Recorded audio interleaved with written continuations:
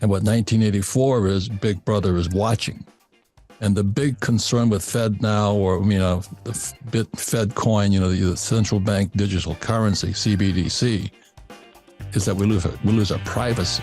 Hello, Robert Kiyosaki, That's Dad radio show. The good news and bad news about money, or whatever is money today, because we don't know what it is anymore. And it's a very, very important show. I think all of our shows are important. But there's a lot of rumor about the Fed coin and CBDC, central bank digital currency. There's also Bitcoin and now Fed now. So the question is, what is money and what does it mean? And anytime there's a big change, there's always the rumor goes up and speculation and panic and all this. And it's for good reason. Throughout history, who controls the money controls the world. And since 1944, America has controlled the money, with the U.S. dollar being the reserve currency of the world, which caused America to boom, but it also caused many problems. And when we lose our reserve currency status, which started in 1944, question is, what happens after that? So our guest today is George Gammon. Welcome back to the Rich Dad Radio Show.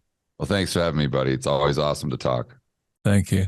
So what do you know about this Fed coin and CBDCs and Bitcoin and crypto and all this? What does it mean to the average mom and pop out there? What's going to happen? Well, I think the first thing people need to realize is just going back to what you're saying about Bretton Woods, when you stated that the United States was then in control of the money. To a certain degree, that's true. But now I would argue it's more so the banks. The banks control the money, and more specifically, the banks outside of the United States. Amen. That's Jeff Snyder. It's called the euro dollar and the euro yen and the euro peso and the shadow banking system. Well, Gerald Celente doesn't call them banks. He calls them banksters. That's a good term. But the reason I start with that is so people realize that 95% of the dollars in the world were created by lending them into existence. So most people have this idea that dollars are just kind of a green piece of paper, and you take your green pieces of paper that you digitally get with your paycheck and deposit it at the bank, and then the bank kind of puts that in a vault and stores it for you until you need it. But what they need to understand is, again, 95% of those dollars were not green pieces of paper. They were lent into existence by a bank extending credit, and therefore those dollars are a liability of a bank. Right. So if your listeners have an account with Wells Fargo or Chase, B of A, something like that, then, and what the depositors found out very quickly with Silicon Valley Bank, by the way, is that those dollars, which they considered assets, you got $100,000 in your account, that's your asset, but that was a liability of a bank. They weren't putting it in a vault. They were actually taking your money and they were lending it out, and you just had to trust that that bank was going to pay you back.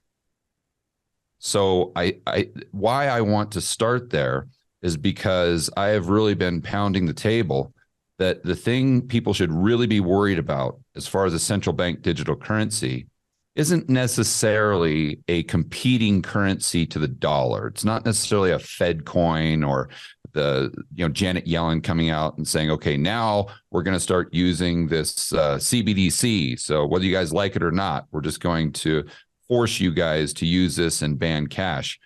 But what a CBDC really is, when you look at the mechanics and the financial plumbing, it's just the individual taking their account that they now have with Wells Fargo, that's a liability of Wells Fargo, and simply moving it to the Federal Reserve. This is what we really need to push back against, assuming that you value freedom, liberty, free market capitalism, and especially your privacy, because all those Orwellian things that we have heard of that we don't want to come to fruition, those cannot happen unless your dollars are on the Fed's balance sheet, or said another way, that your dollars are a liability of the Federal Reserve, that your bank goes from being Wells Fargo to Jerome Powell and the FOMC. And fortunately, the good news is that is currently illegal. The Fed admits that it is illegal for them to have an account for an individual in the real economy. So as long as we make sure that they don't change that law and they don't break that law, it's going to be very difficult, if not impossible, for them to implement what is really a central bank digital currency. And there's a couple other components that would be necessary, but I'll just stop right there. Because you've gone over the head of most people right now, including mine. I like pictures. Like what you have here is what's going on. You have here, this is your savings. Yes. Your asset. So you have $1 million or 100,000. That's your asset. But the moment you put it in the bank, it becomes the bank's liability. Right. Yeah, I'm just looking at that paper. Exactly right. The banksters have to then take your money and they have to buy another type of asset to make sure they can pay you the interest on your savings here. And what happened with Silicon Valley Bank, what they put their money into is all these debts and all these things. And the bank's assets went bad. And that's when the runs of the banks start. People want their savings back. That's correct. And that's what we're in serious, serious trouble right now. And then when you talk about Orwellian, George Orwell wrote 1984. And what 1984 is, Big Brother is watching.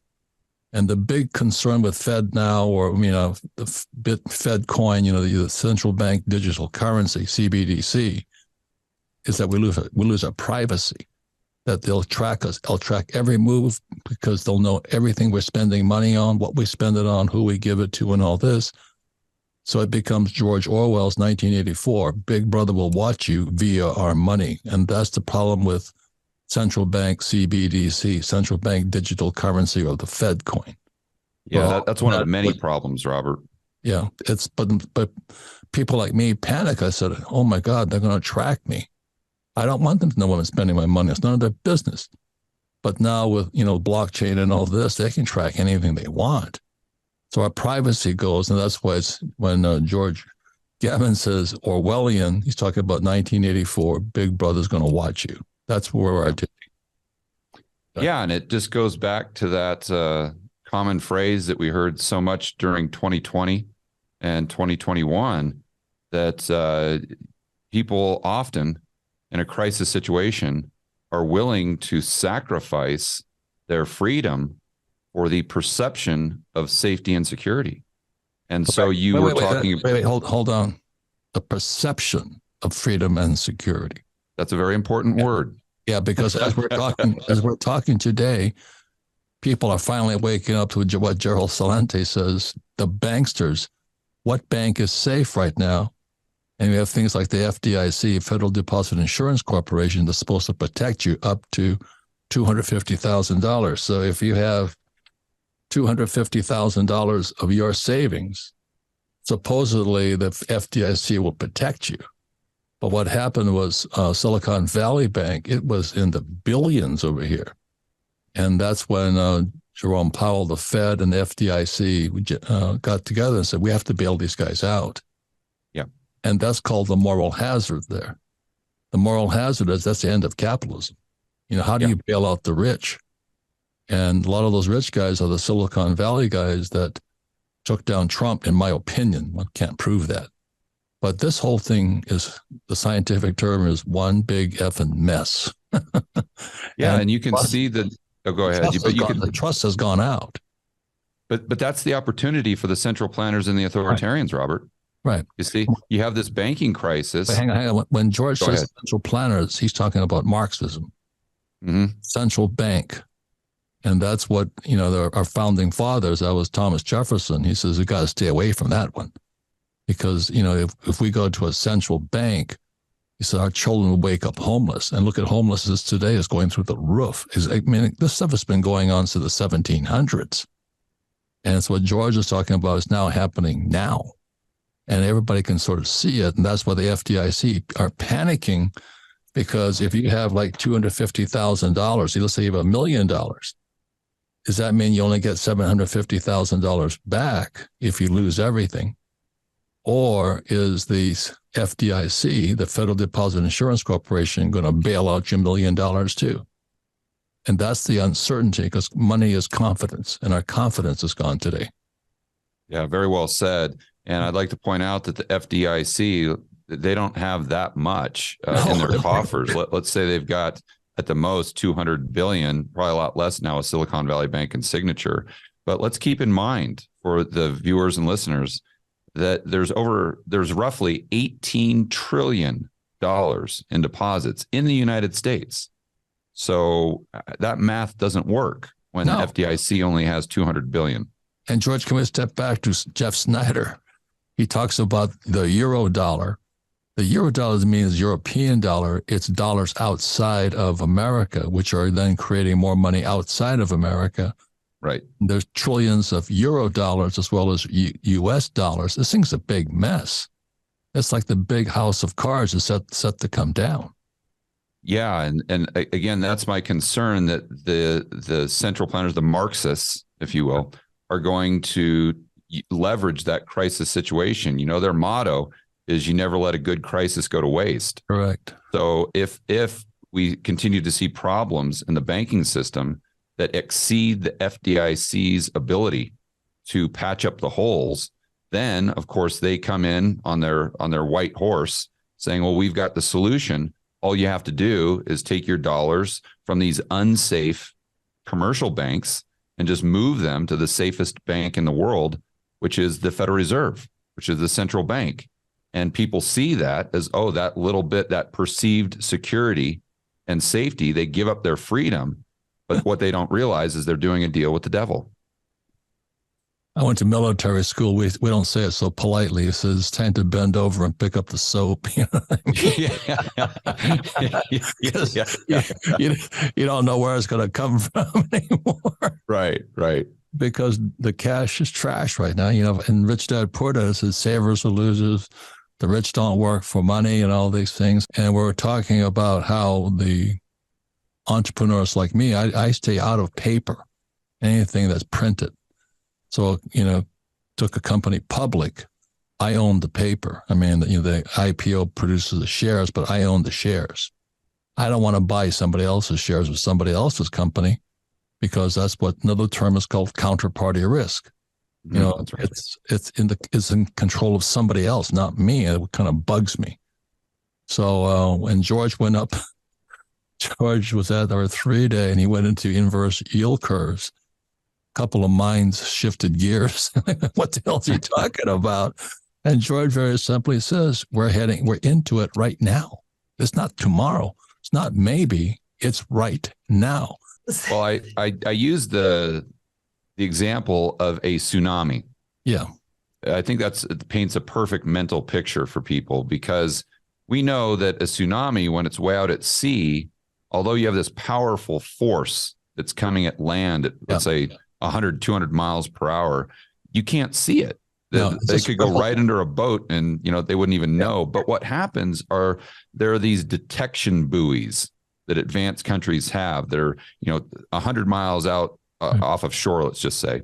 And that detection buoy can feel it can sense that force coming toward the shore. And so then it sends a signal up to a satellite, and that satellite signals the scientists that are on the shore to go ahead and warn the general public.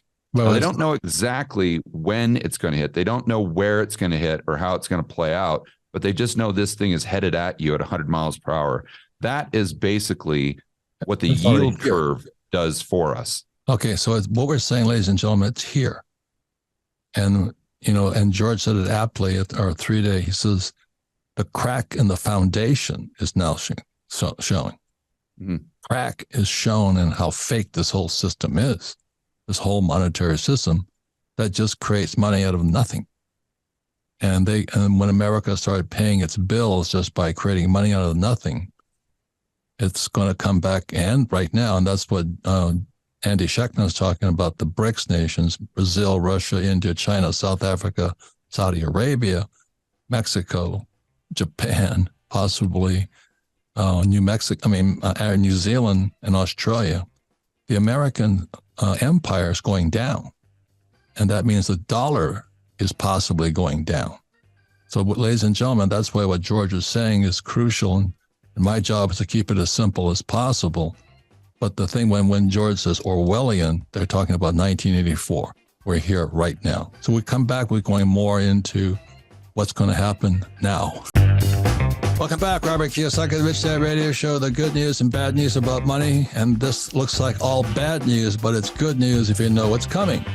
And something big is on its way. And let me show you a really simple picture.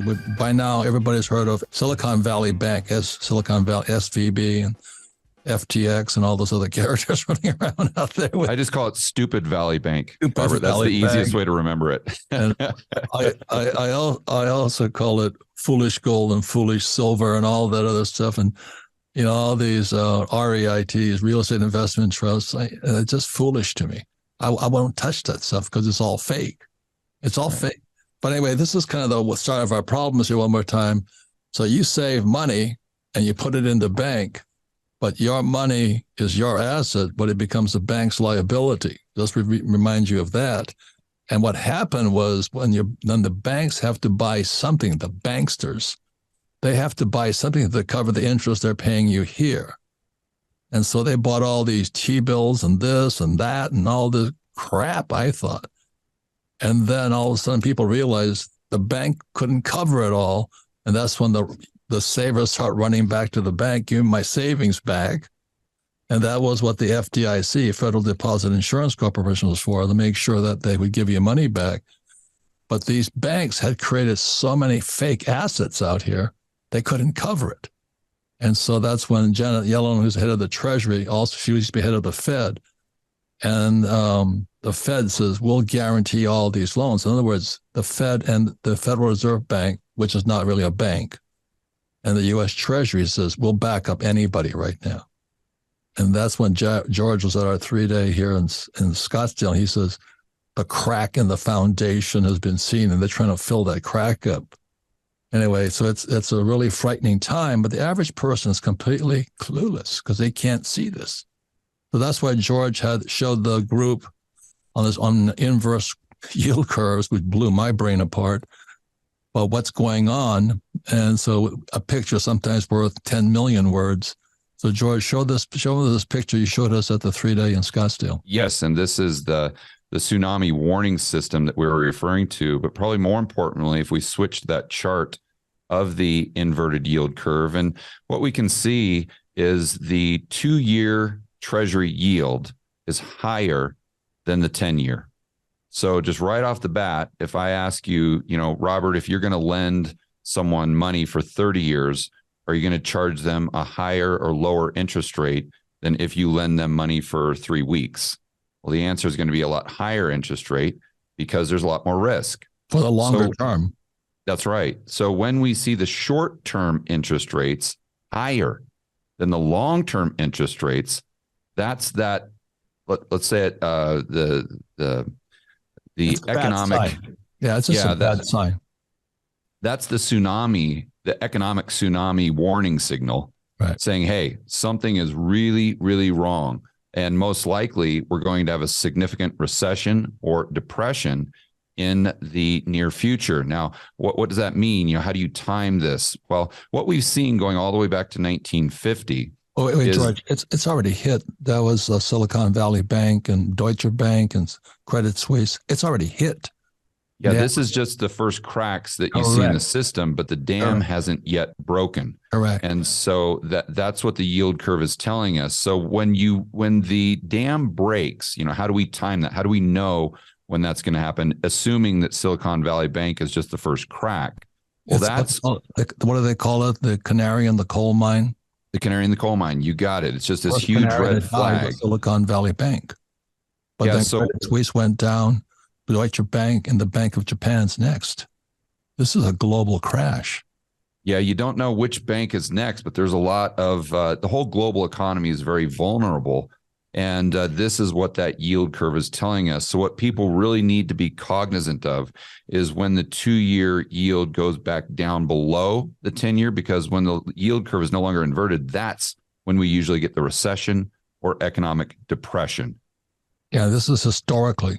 So all people say, oh, good, the 2-year went down below the 10-year.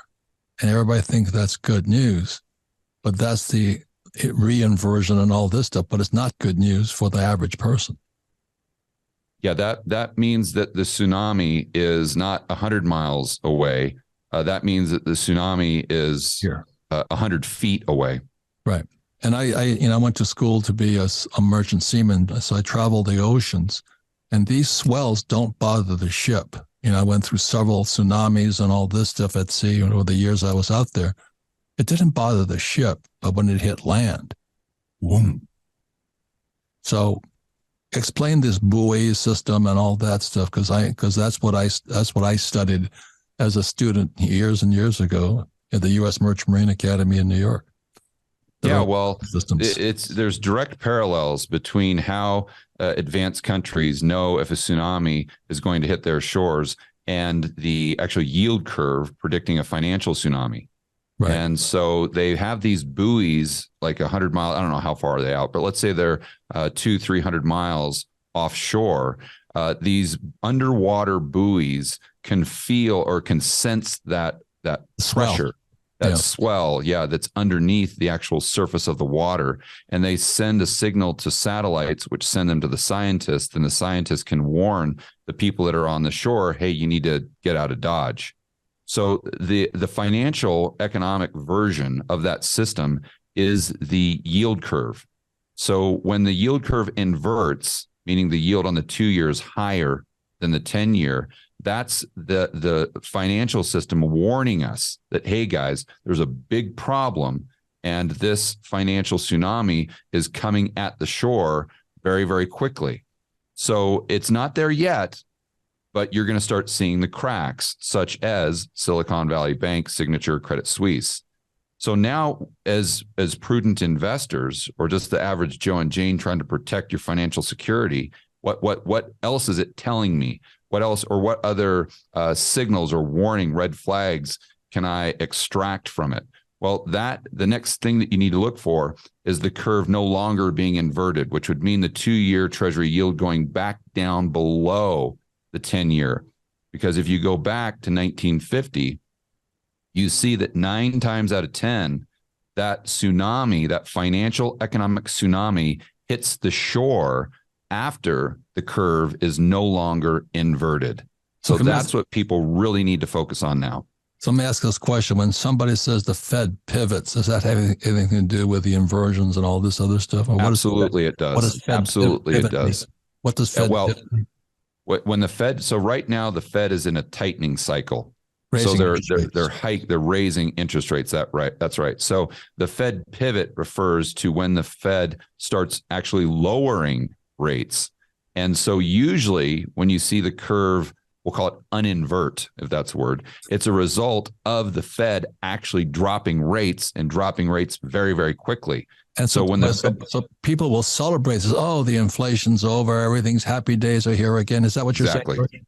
Exactly. You nailed it. And then the Fed's going to drop rates, and they're going to say to themselves, oh, this is fantastic. The Fed came in, they saved the day.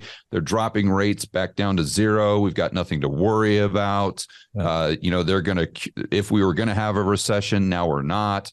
And then that's when that wave is going to impact the shore. And for those people who aren't prepared, that's when they're going to get financially destroyed. So let me just say this much: that chart you showed with the buoy, that's NOAA, National Oceanic, But I've actually gone through 2 tsunamis, 57 and 1960. I was growing up in Hilo, Hawaii, and my science fair project was to build a model of the bay, Hilo Bay in Hawaii. And it showed exactly what happened when a wave hit. And the wave would hit the island of Hawaii and bounce along. But there was a natural harbor, the Hilo Harbor, which is why there was a town in Hilo. This big bay was there, and it was like this big funnel. The bloody tsunami just went straight up, bounced along the walls of the island, and came straight into the bay, destroyed the town. So I've had classmates wiped out, killed, disappeared, everything. And that's what George is saying here is more than just financial. I've actually experienced the real thing, 57 and 1960, when I was living in Hilo, Hawaii. But Hilo is like this big, hey, come mess with me. Just wipes them out. And then classmates disappear. So my poor dad was in charge of the reconstruction of Hilo. And my rich dad was on the other side of my poor dad. And there was this big fight after the 1960s tsunami hit, because all the capitalists wanted to rebuild the town. And my dad, poor dad, says, do not build where the tsunami is going to hit. So here was the best property in all of town. My poor dad condemned it. My rich dad went nuts. And so that was a battle between rich dad and poor dad. So, this is like personal to me, because I still remember as a Boy Scout, we had to go down there and clean up the mess, and saw bodies being taken out and all this. And I didn't see any of my classmates, but I had 3 classmates not make it. So this is what George is talking about, that NOAA, that buoy system, is I know exactly what that thing does. And like I said, I went to the Merchant Marine Academy in New York, and at sea, it doesn't bother you. It's just this big swell. But when it hits the shore, it just destroys it.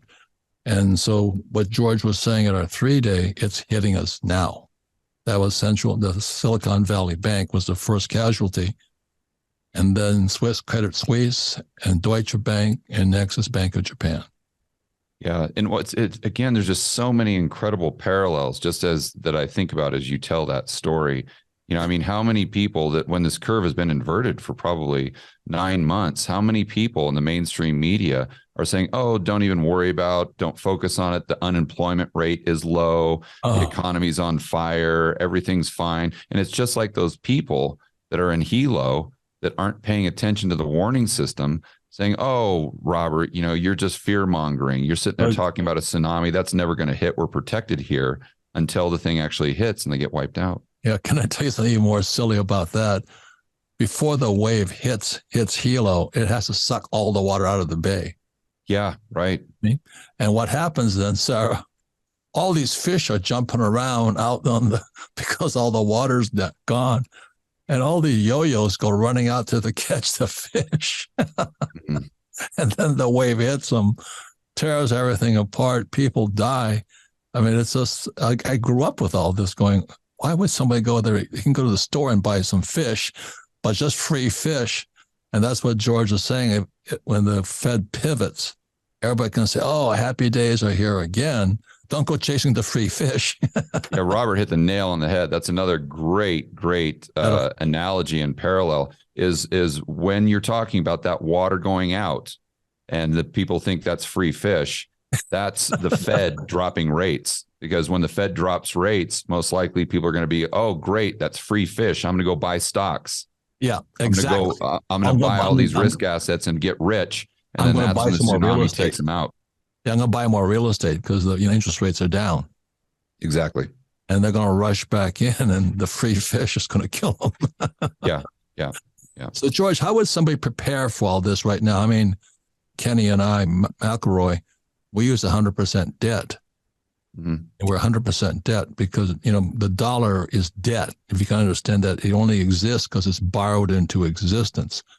So what advice would you have for people right now? How do you prepare for this giant tsunami? I think it's the biggest in the world because it's global.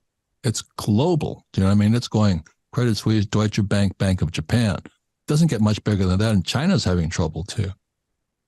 So and to think we've only hit the tip of the iceberg. And the reason I'm saying we've only hit the tip of the iceberg, because after all these entities were bailed out, the yield curve is still sending us the exact same message saying, hey, you guys think the Fed solved the problem, but they didn't even understand the problem. So getting back to your original question, though, I can just tell people what I'm doing with my personal portfolio. And I'm not all in cash, but I have the biggest cash position that I've ever had. And I make sure that I've got, 10% gold, physical gold. With the cash position, I'm currently in short term. That's very, very key. Short term treasuries, not in 10-year, not in 30-year, just 1 month, 3-month, very short-term treasuries, because those are a liability of the government. They're not a liability of a bank. And if you're worried about the banking system, that's that counterparty risk that I'm trying to avoid. So why am I, then the objective though, Robert, is to have. 1 second. Can we explain counterparty risk? It's like if you have a brother-in-law that's a flake and he's always broke. Yeah. And he wants to borrow $100,000 and you lend him $100,000. The counterparty risk is your brother-in-law who's a fake. And that the whole system is built upon, right? I mean, that's what it is, George. And that's right. You don't know who's real and who's fake out there, who's strong. So I'd rather just hold it in my own hot little hands than lend it out right now. Yeah. That's a great point. And the key here for people to understand in the good news, we've talked about the bad news about money, but let's talk about some good news about money, is that for those who are paying attention, we have this warning system. And it's just like, the people that are paying attention to the tsunami, they have a warning system. And so they can just go ahead and take the advice. They can head for the hills. And then, after it hits, they can be in a good position to go back to the town and buy a lot of that oceanfront property, that real estate, at a very, very low price. Oh, don't chase the fish. But just don't chase the fish. Make sure you're up in the hills. That's right. So that's what I'm doing with my portfolio. It's not all in cash, but I have the largest cash position in T-bills and gold. And I'm just waiting for the Fed to start dropping rates, not so I can buy, but I know that that's really when I need to get ready with my watch list, because I'm going to try to do my best to take advantage of the opportunity that this crisis will present. And again, the good news is that the larger the crisis, the larger the opportunity. Correct. There's one more thing I want to say. There was, that Banda Aceh in Indonesia, was Banda Aceh, and that biggest tsunami hit out there. The thing that was funny was that the humans were running out to catch the fish, and the animals in town were heading for the hills. Yeah. I thought, I study all this stuff, but I shouldn't laugh, but it's a human comedy. And the reason I say that is what people do in the investment world. They wait for something to be expensive. Oh, the price of gold is going up. Always wait a little bit. It goes up and up and up. Well, the price of real estate is going up, but they wait until the price is high and then they jump in. I hear that. Should I jump in now? I said, no, you should have been jumped in a long time ago. Yeah, they usually wait till the exact wrong time. At the height worst of the time market to buy. Yeah. Surfing all the time, they wait until the wave is breaking, then they take off and they get crushed. It happens all the time. So I own Bitcoin, but I waited for it to get to 20,000 and went down to 1,000, 3,000. And I watched it. I just wanted to make sure it was going to hang around. So I picked up 60 Bitcoin at 6,000. And, but I want it to be low. And the average person waits till it's high. That's the difference. That's when I talk about the metaphor of the humans running down to the water to catch the free fish. Meanwhile, in Indonesia, during the Banda Aceh tsunami, the animals were heading for the hills. Yeah, I think that's a great story. That says a lot. Yeah, but so right now I'd be heading for the hills. I wouldn't be heading for the free fish. Exactly, and that's what the bond market is telling you to do. Exactly. So, George, your podcast is The Rebel Capitalist. Are you going to do any more shows on this inverse yield curve story? Oh, yeah. Yeah, I'm talking about it constantly on the Rebel Capitalist channel, the George Gammon channel. Yeah. I think in macro, there is no, there isn't an indicator that's as powerful as the invert. I mean, not even close. It is by far the most powerful indicator in macroeconomics. So we're definitely going to be following it, watching it like a hawk. Yeah, so please check in with George Gammon, Gammon. It's a Rebel Capitalist. And don't be one of those persons jumping into the water looking for free fish. Be one of the stupid animals heading for the hills right now. Well said, buddy. Very well said. So thank you. And we'll be right back. Thanks for having me on. Thank you, man. Welcome back. Rich Dad Radio Show, the good news and bad news about money. I want to thank George Gammon. And we also, what do we do? This show is archived. So if you have friends, family members, or village idiots who are looking for free fish, your cousins or something like that haven't listened to this show with George Gammon, and you figure out what's going to happen next, because we're in it right now. That's what a 3-day in Scottsdale said. Holy mackerel, we're here right now. Silicon Valley Bank was their first canary in the coal mine. It's here now. Anyway, I thank George Gammon. Thank you all for listening to the Rich Dad Radio Show. Thank you. This podcast is a presentation of Rich Dad Media Network.